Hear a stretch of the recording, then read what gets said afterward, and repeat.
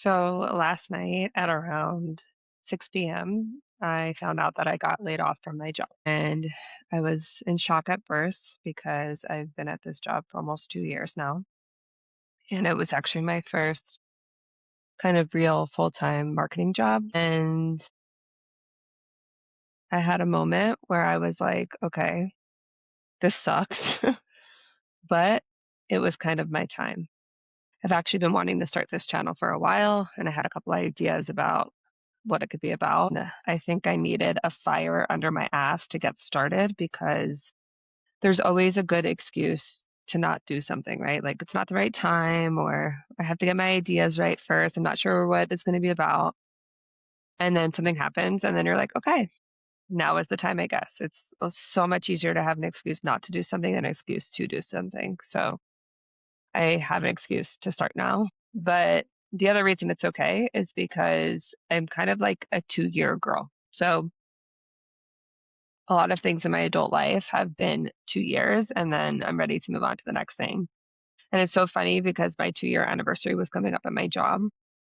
And I'm actually the one that always does the 2 year or work anniversary posts for my coworkers. And mine was coming up soon. And it's funny because it's always like, do I do it because that's what I do, or does my coworker do it for me? And that was kind of the joke.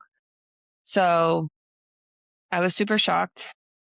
And in many ways, this job has been a blessing for me. So I've been a freelancer for over a decade and also lived abroad since I graduated from college. And before I got this job, my husband and I were living in Portugal. And I had lost a lot of clients while I was living there. I lost a lot of work. And I was just like waiting for something to happen. And we knew we wanted to leave Portugal. That's like a whole other story. But pretty much the week we decided to leave, I got the job offer. And it was a saving grace because we had a kid, we were running out of money, and it was just everything that I needed in that moment. But just like living in Portugal for 2 years before we left, I guess it was just my time to be done for the 2 years. So I've been a writer for a long time. So my job entails taking other people's stories, more or less, and making them digestible. I can't tell you how many times I've written that sentence when pitching or applying for a role. But something that I've always had a really hard time with is writing and being creative for myself because for some reason, and I feel like some of you can relate to this, it's so much easier to do it for other people than it is to do it for yourself. So I've been trying to write a book for I don't know how long. I've been trying to start something, a podcast, a YouTube channel. I don't really like editing, but something. And I just could not get over the hump of like what this should be about because I'm like, everything has to be organized. The topic, the niche, I have to have like section by section what I'm going to talk about. I can't read off a script, but yeah. And so initially, I wanted this channel to be about making a home abroad. So I've lived in over 4 countries. I've traveled to 40 countries, but I am not a travel blogger. I've never wanted to be a vlogger. I have written stories about my travels, but I haven't made like something dedicated to it. So because I have 2 kids now and I'm like kind of settled in Colombia, I thought that that would be a great theme because I've lived in probably 20 different apartments and I've had to find ways to make my home feel like a home. And that was going to be what it was about. But then I got laid off last night and things kind of changed. And I was like, okay, I can make it about this, or I could just kind of jump into it and see what comes out. So I know I'm going to make mistakes. I know I'm going to mess up. I know it's not going to be perfect. I know I'm making myself really vulnerable. I don't really have stage fright. I'm not really afraid to talk in front of people. I do have this thing where like my face turns really, really red when I'm embarrassed, which makes me more embarrassed.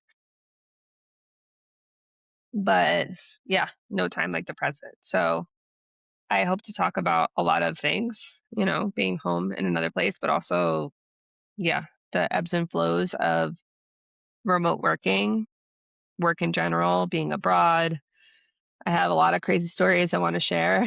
And I'm really glad that I have this opportunity now because I don't know when else I would have done it. So the funny thing is my husband just landed a full-time job 2 weeks ago, and I hate the term, like, full-time. It Both of us have been working online on and off for yeah, for a very long time. So we both used to teach English online, and I've been a copywriter, SEO, content strategist, whatever paid bills, honestly. And for a very long time, like, I was the breadwinner, until now. So when my husband got the job, I was actually kind of low key thinking, okay, it's kind of time for me to quit my job because, yeah, like the 2 years is coming up. I'm not really feeling fulfilled, haven't gotten a raise. But obviously, having like that income is nice. Like we were talking about all the things that we would be able to afford now with two incomes, but we were already like feeling burnt out because we have two kids. I have a 4-year old and I have a 9-month old. And for a very long time, my husband has been the one with the kids because he was just working less than me. And that was working. So when he started working 2 weeks ago, it was like, okay, what are we going to do now? Like, this dynamic is so weird. I'm not used to this. But I don't think I would have quit on my own.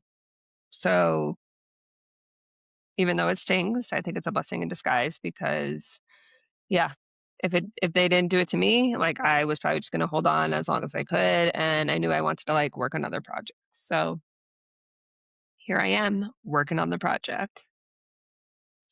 Yeah, a little bit about me, a little bit more. So in 2013, my husband and well, we weren't married at the time, and we wouldn't get married for a long time.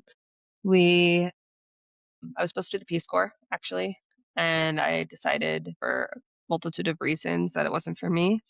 But I knew that I wanted to go abroad, and I ended up deciding to go teach English in Korea. And my now husband and I, Max, I'll just name him Max, we were dating and I think for like 4 months at the time, and I was like, "All right, well, I'm gonna go to Korea, so you can either come with me or like I don't know if this relationship's gonna really gonna survive." But yeah, he decided to come, and what we thought was gonna be like a 1-year experience being in Korea ended up turning into our lives. So it was funny because when we lived there, we used to make fun of people. I mean, not really, but we'd call them lifers. So like people who would come to Korea for 1 year and end up staying there for the rest of their lives. Maybe they'd marry a Korean, maybe they'd open their own school, maybe they just continue teaching English. We were like, that's not going to be us. Like, and it didn't mean that we necessarily wanted to move back to the States and do that whole life either. It just like, we just knew we weren't going to stay in Korea. But one thing led to the next. We left Korea, we moved to Mexico to teach. We taught for a few years, like in actual schools. And then we moved back to Korea. And yeah, so we were there, we left, and then we moved back. And when we moved back the second time, after working there for a year, we decided that we could work online. We had already started working online a little bit. My husband noticed that I was good at writing, and I kind of like launched my career.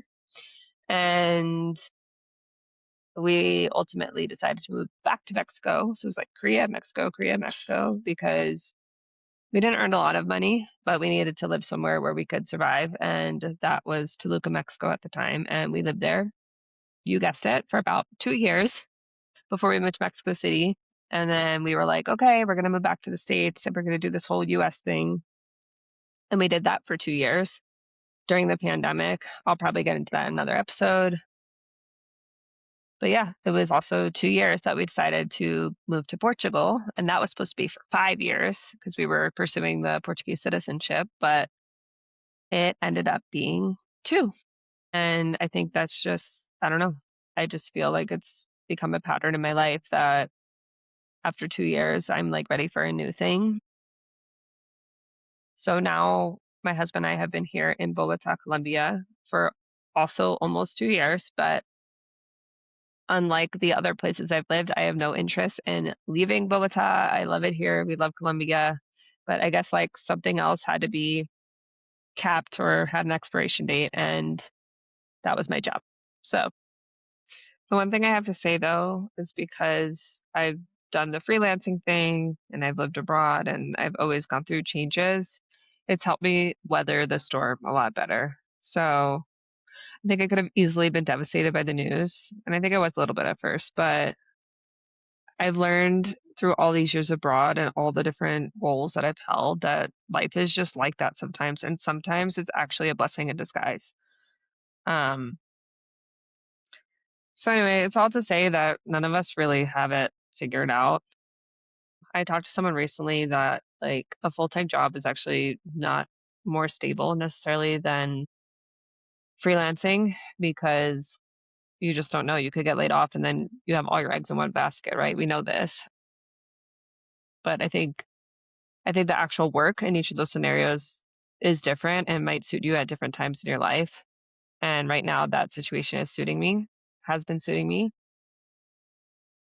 But all that said, just like, you know, when a place wasn't that we were living wasn't working for me anymore, that could be the same for a job or a friendship or a relationship or what have you. So I know that I'm going to be okay. I think the other thing too is that when you live abroad and you work full time or freelance or whatever, or even freelancing in the States, although I think it depends, you don't really have a safety net, right? Like, I'm not going to be able to get unemployment, anything like that. So, but this is like the trade off, right? So, I hope you stay tuned, even if I have some shitty episodes, and I think I'll figure it out at some point. And I hope to share a little bit about my life, the things that I have not shared before, and I have some good things up my sleeve.